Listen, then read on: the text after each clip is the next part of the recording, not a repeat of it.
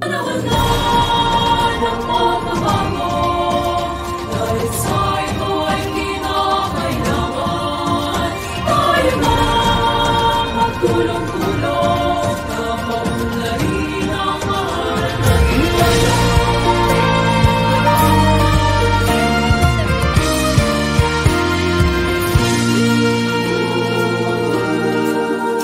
Panahon na ng pagbabago, dahil sa ito ay kinakailangan.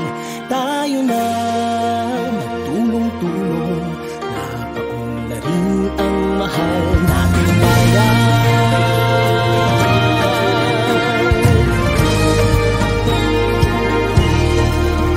Panahon na magbabago, at ayos ang mga dapat ayusin.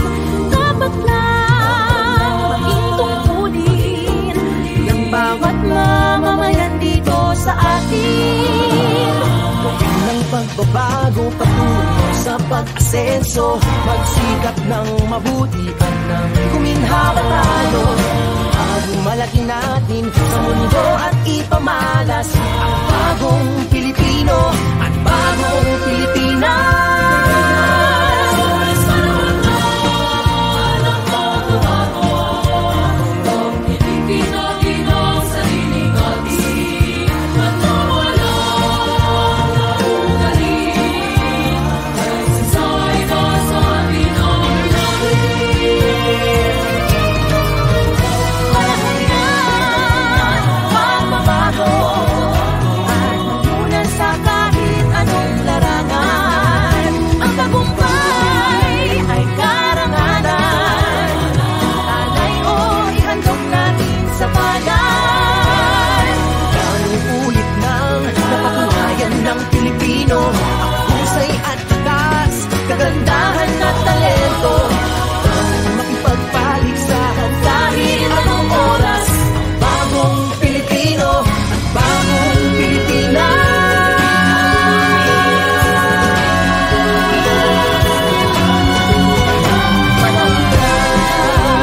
Pagbabago, buhay natin ay gawing maaliwalas. Rangihan, magandang bukas, subungan ng bagong Pilipinas.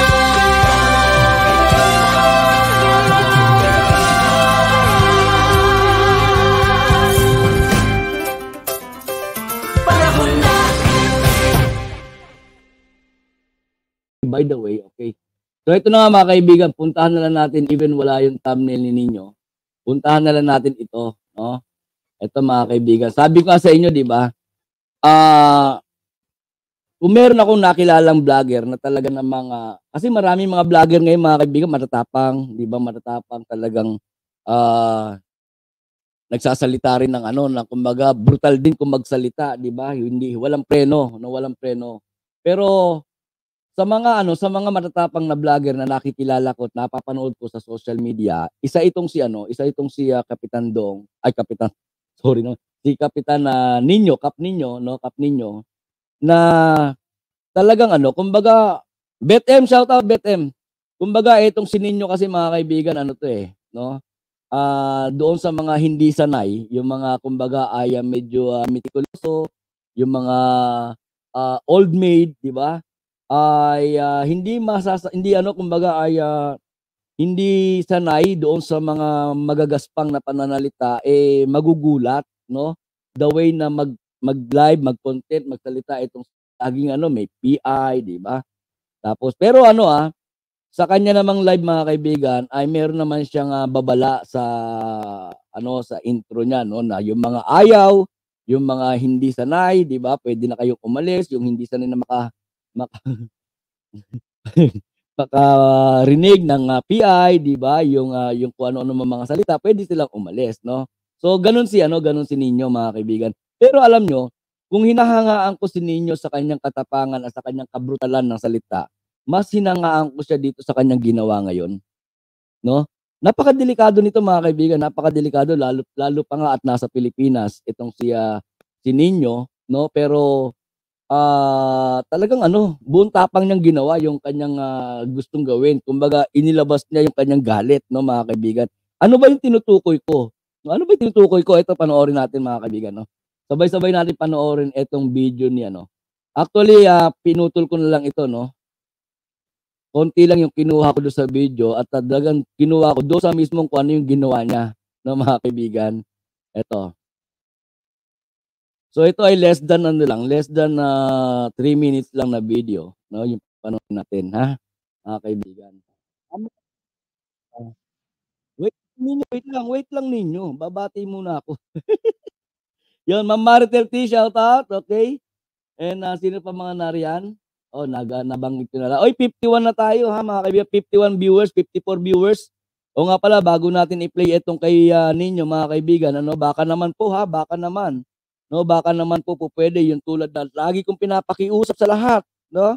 Na baka naman po habang ako ay nagla-live stream, sabayan niyo na rin po ako ng pag-ELS, mga kaibigan, no? Like and share lamang po, like and share para sa ganun ay ika nga ay marami ang maparatingan nitong ating channel, yung mga pinag-uusapan natin, informative man ito or simpleng chikahan lamang, 'di ba? At least marami yung marami yung makarinig, no, mga kaibigan. Okay? Sabi ni Tita Twiller, exactly, may banta na nga daw sa kanya, kaya elib ako dyan, kahit na mura-mura pero real talk siya. Sabi yan ni Tita Twiller Wilfred, di ba? Same here, Tita Twiller, di ba? Ganyan din ako talaga, kaya sabi ko, inangaan ko ng gusto itong si Nino. And Nilda Arceo, shout out. Nilda Arceo, shout out. Okay, yan, nagdadatingan yung ating mga kaibigan. Okay? So, tuloy na natin, papasukin na natin to si Nino na kanina pa, init na init. Ako, nagsisisi na ako na naging part ako ng Duterte administration vlogger eh. Tigilan niyo ako, mga leche kayo! Ito, ang pinakina ninyo!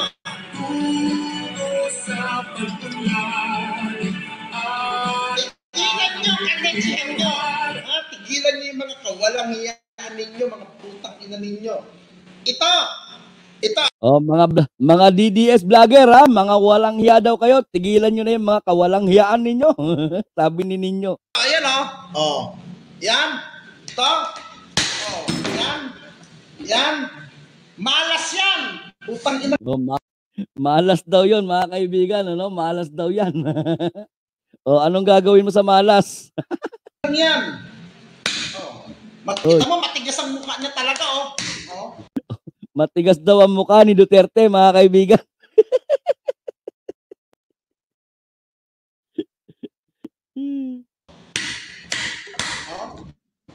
Matigas talaga, no? Putang ina, matibay. Matibay ang putang ina. Oh. Matibay. Oh, sa mga DDS daw, ito matibay talaga ang mukha ng matanda, oh. Oh. Matibay talaga daw ang mukha ng matanda, mga kaibigan.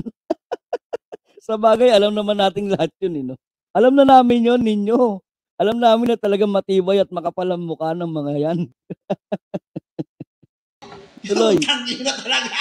Ayaw talaga masira ang putang ina. Oh. Oh. Ayaw daw talagang masira. Tita Carmen Lee, shout out. Sabi ni Tita Carmen, sobrang kapal ng mukha ng mga didisit, lalo na sa Sara Tambaloslos. Kapal ng mukha, katulad ng tatay niya, si Digong Nyong. And Baby Ruth, shout out, Baby Ruth. Tuloy natin. Oh, di ba? Oh, ayan. Oh, natanggal ng ilong. Oh. Oh. Di ba? Ay, naku po. Oh, di ba? Sinasabi, may naku. Oh. Oh. Yan. Oh. Oh. Yan. Di ba? Yan ang kamalasan na ibinigay niya sa atin noon. Kaya ako pinagsisisihan ko na naging part ako ng Duterte administration as vlogger. Putang ina. Nagkisisi na ako dyan. Putang ina. Mga kababayan, huwag tayong magpaloko na. Yon ang pinaka-importante ron, mga kaibigan. Ano? Yung panawagan nitong si Ninyo. Ano sabi ni Ninyo, mga kababayan? Ano yon? Pakiulit nga Ninyo. Ano yon? Ano yung panawagan mo, Ninyo? Pakiulit mo, Ninyo, panawagan mo. Ina. Nagkisisi na ako dyan. Tangina. Mga kababayan, huwag huwag tayong magpabola sa mga yan. Kita niyo, bansang Pilipinas, ibinebenta na tayo sa China, nagka-leche-leche na tayo, yung gentleman agreement nila. Una, kita niyo nga, hindi mo malaman kung sino-sinungaling dito eh. Si Harry Roque ba? O si Panelo? Yung matandang gusto rin maging senador. Di ba? Hindi mo mawari kung sinong gusto maging, kung sino-sinungaling sa dalawa doon. Sinasabi ni Harry Roque, totoong nagkaroon ng agreement. Sinasabi naman ni Panelo, hindi daw totoo. And nagsalita si Tingong nung in-interview. Totoong may agreement. Di sino sinungaling ngayon? Manahimik kasi kayo. Yun. Yan. Kayo Diba? magkakaleche-leche. Tama naman si Nino, mga kaibigan, di ba? Kung ayaw nila ayaw nila nung ginagago sila, tinatarantado sila, kung ano-anong ginagawa at sinasabi para doon sa kanilang poon, di ba? Manahimik kasi kayo, di ba, mga kaibigan? Shoutout muna dito sa bago nating kaibigan Noel Enjoy Official. Shoutout sa iyo. And nandiyan na rin si Baby Ruth, okay? Nabanggit ko na kanina sino pa yung mga nariyan. Yan. Esperanza Lopez, shoutout. Yan okay. So, yun nga mga kaibigan. Actually, ito, bakit natin na pinakita itong video na ito, no? Yun nga, para, tama si Tita Twiller, no, mga kaibigan. Actually, napakadelikado. Napakadelikado nitong ginawa ni Kapitan Nino, ni Kap Nino, no, mga kaibigan. Sabi nga ni Jin, nako, yari ka, di ba? Sabi ni Jin na Mirab Puentes, nako, yari ka ninyo ngayon, mag-ingat ka, baka sumunod ka kay Percy Lapid, di ba? Posible yun, mga kaibigan, no? Posible. Di ba? Kaya lang, mga kaibigan, hindi naman natin masisisi ang isang, halimbawa, isang vlogger na tulad ni Nino, no, na talaga namang, kumbaga, ito yung masasabi natin na, na malaki yung, siguro may, kumbaga, ay malaki din yung, naging hinanakit nito kay Duterte, pero hindi di ba? Sabi nga ni Nino, mataas pa rin ang respeto niya kay Duterte, di ba? Pero dahil nga po doon sa sinabi ni Nino kanina, di ba? Na isipin nga ninyo, mga kaibigan, no, isang Duterte ibinenta na, di ba, yung ating mga teritoryo, ipinagbili ni tayo sa China, sabi ni Nino, mga kaibigan, di ba? So, yun ang isa sa mga dahilan. Kaya nga sabi ko, sinasaluduhan ko itong si Nino Di ba, mga kaibigan? Hindi ito katulad ng ibang vlogger na na alam nila yung katotohanan. Alam nila yung totoo, pero dahil po sa nakikinabang sila, siguro yung pakinabang may bayad sila, di ba? Bayad sila, hindi nila magawa. Pero itong si Nino, mga kaibigan, talagang buong tapang. Although sa ginawa niya ito ay pwedeng mapasanganib yung kanyang buhay, di ba? Lalo't nasa Pilipinas siya, pero he don't care about it, di ba? Ang gusto lamang mangyari ni Kap Nino, mga kaibigan, ay kumbaga maramdaman ng mga Pilipino at maramdaman noong mga nanonood sa kanya yung kanyang panawagan, di ba? Ano yung panawagan ni Nino? Wag na kayong magpapaloko sa mga Duterte, di ba? Kasi alam niyo, mga kaibigan, Mr. Esteban ako, shoutout Mr. Esteban ako. Alam niyo, mga kaibigan, madali kasi manawagan Kahit ako kaya kong gawin 'di ba? Mananawagan ako. Minsan itong yung ating mga video umaabot na rin naman ng medyo marami-rami na rin yung mga nanonood sa video natin, 'di ba? So pwede ako manawagan na, mga kaibigan, huwag kayong magpapaloko sa mga Duterte. Huwag kayong magpapaloko, huwag kayong pabubudol. Madali sabihin 'yun, 'di ba? Pero kumbaga dinagdagan ni Nino ng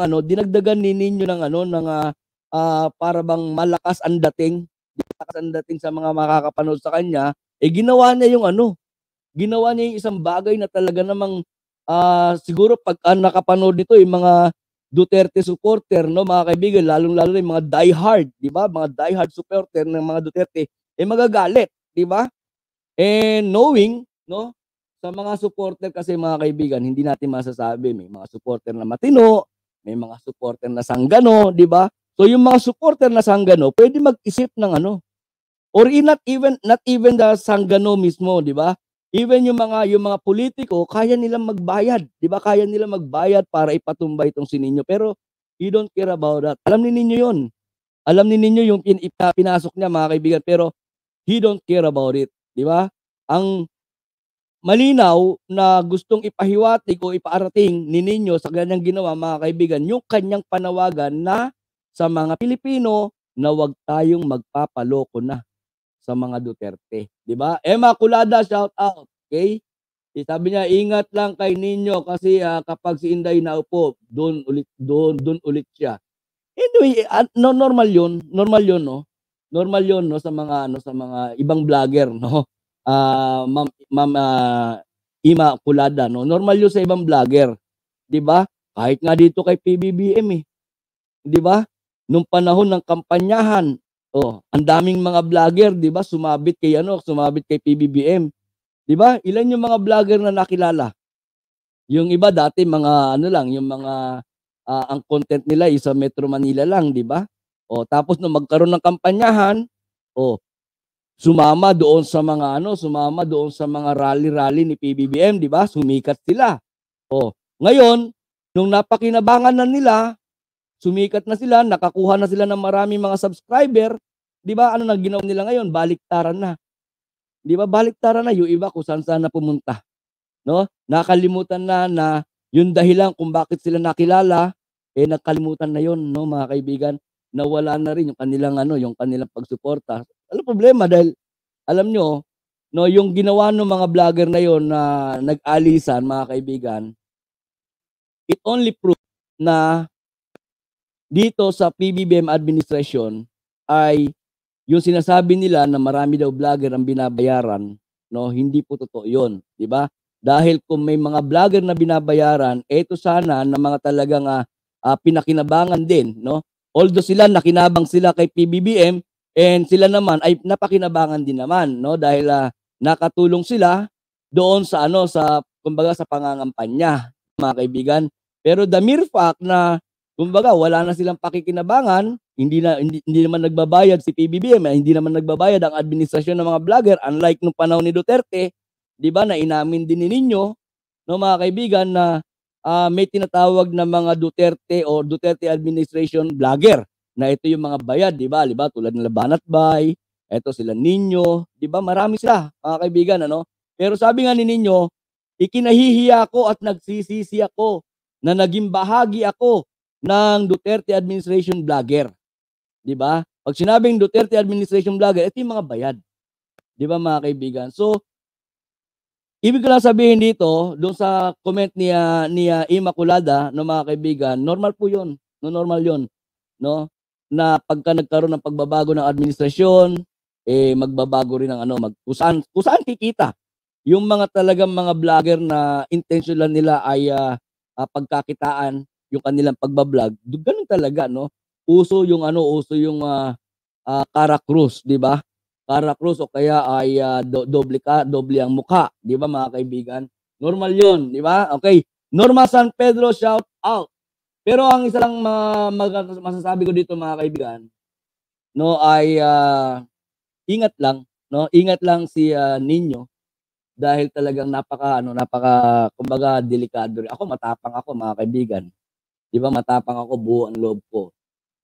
Pero hindi natin masabi, 'di ba, na katulad ni Nino na nasa Pilipinas, no? Ako kasi kaya ako sinasabi to na mag-ingat dahil siguro kung katulad ko si Nino, no, nabuo ang loob, okay lang. 'Di ba? Paano kung halimbawa for the views lang din yung kanyang ginawa, 'di ba? John, ingat siya ron. Pero sabi ko nga, kung talagang bukal sa loob niya at talagang gusto niya ipakita yung galit niya, tapos talagang yung buo yung kanyang tapang, lakipan na lang niya na 'di ba? Lakipan na lang niya ng pag-iingat, 'di ba? Kinakailangan na lang din mag-ingat itong si Nino, no, mga kaibigan.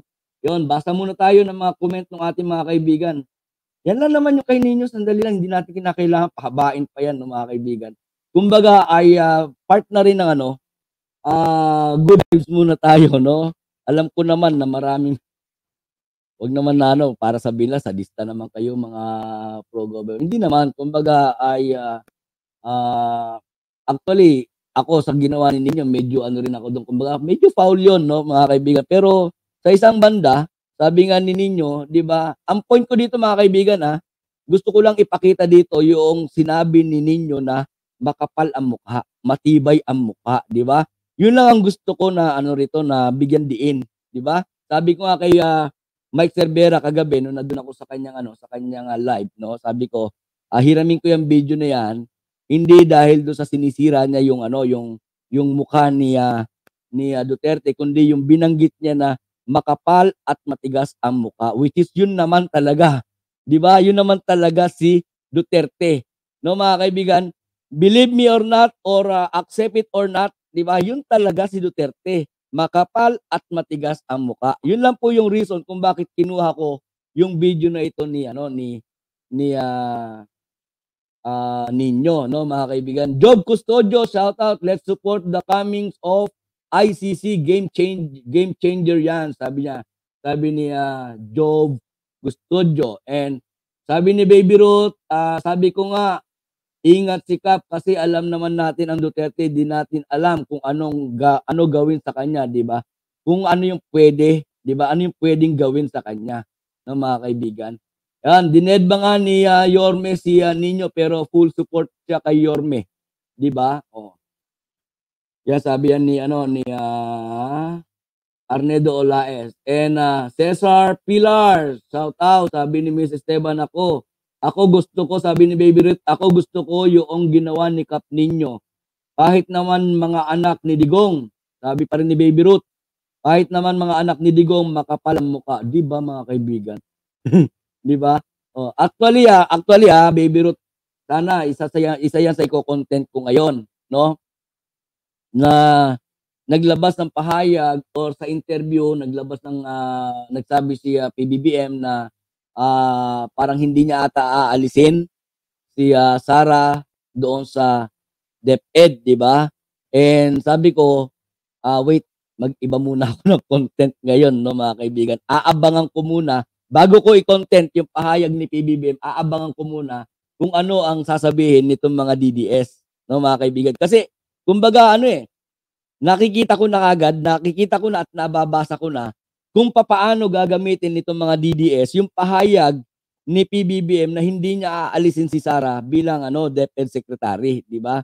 So gagamitin na naman nila yan na babalik na rin na naman nila ang istorya. Pero ako, kung halimbawa man at itinuloy ko yung content na yon tungkol do sa sinabi ni PBBM, iba po ang aking iba yung aking magiging konteksto, no? So hindi ko muna babanggitin, aantabay muna tayo kung paano gagamitin ng mga DDS yung pahayag na yon ni PBBM, na mga kaibigan, saka natin sila i-debunk, di ba? Ayoko unahan sila. Baka magkaroon sila ng biglang idea di ba? So hayaan natin ilabas nila yung kanilang mga idea bago natin i-debunk, no? Sabi ni Wonder Woman, shout out Wonder Woman. Yan. Andiyan si Wonder Woman. Nandiyan na rin si Kapitan Dong, no? Nabanggit ko bigla kanina, instead na Kapitan ninyo, Kapitan Dong ang nabanggit ko. Nagising tuloy si Kapitan Dong at biglang pumasok. Ayan, magandang hapon po sa lahat. So, Kapitan Dong, magandang hapon. And Wonder Woman. Wonder Woman, shout out. And who else? Yan, sabi ni Cesar Pilar, kumpara sa kapangyaan ng mga Duterte, kulang pa nga yan. Sabi ni Cesar Pilar, yung ginawa ni Kap Nino siguro ang sinasabi dito ni Cesar Pilar, no? And yon, Wonder Woman. Sino po mga nariyan? Yon. Okay. Sigurado, sabi ni Baby Ruth, sigurado sasabihin nila hindi kayang tanggalin ni PBBM kasi si Sara nagpanalo kay PBBM. Yan, yung isa yun. Pero meron akong gustong marinig sa kanila na para pagka i-content natin talagang solido ang dating ng pagkaka-content natin. Siguro yung mga yan hindi naman nagpapalipas ng init diba? Pagka medyo mainit-init pa yung sabaw, talagang hinihigop na nila ng gusto. Kaya nga tinan nyo, di ba? Madalas silang mapasok, no, mga kaibigan. Di ba? Yan ang mga DD shit, no, mga kaibigan. Okay. Sino pa mga nariyan? 53 viewers in the house. Shout out sa inyo lahat. Okay, so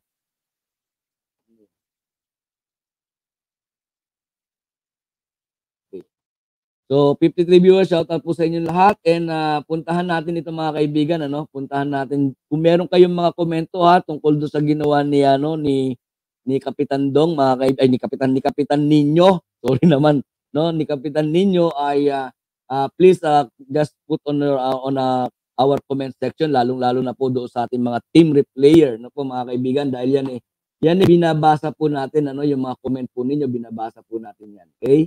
Yes po mga kaibigan. See you again sa susunod natin mga live stream, and please don't forget to share this live. No po mga kaibigan. Maraming salamat. God bless. Babush! Aking pangarap para sa ating bansa ay ipagkaisa muli ang sambayanang Pilipino. Ipagpatuloy natin ang ating nasimulan ngayon. Nang sa ganun, ang Pilipinas ay pararatingin natin hindi sa ating pinanggalingan, kung hindi ay papasikatin pa natin ang ating mahal na Pilipinas. Para tayo ay haharap sa buong mundo at sasabihin muli natin at isisigaw natin sa kanilang lahat, ako ay Pilipino, taas noo kahit kanino.